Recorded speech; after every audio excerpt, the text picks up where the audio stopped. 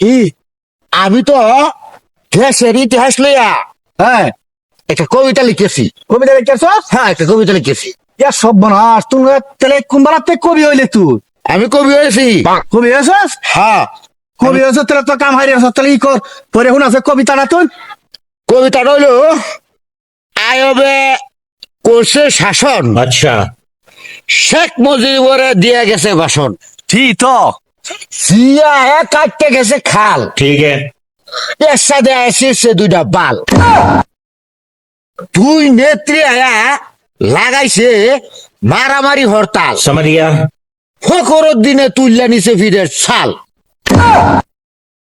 ওহন একজন দৈরা দেশের হাল নতুন করে কারতাছে খাল। ठीक है ওহনার দেশটা কেউ করা হয়তো না নষ্ট, আমার মনে বিশাল কষ্ট। কি এর কষ্ট তো? আমার ওখানে এরকম হাল এক সেরার লগে বাইরে হয়ে গেছে আমার ঘরের মাল।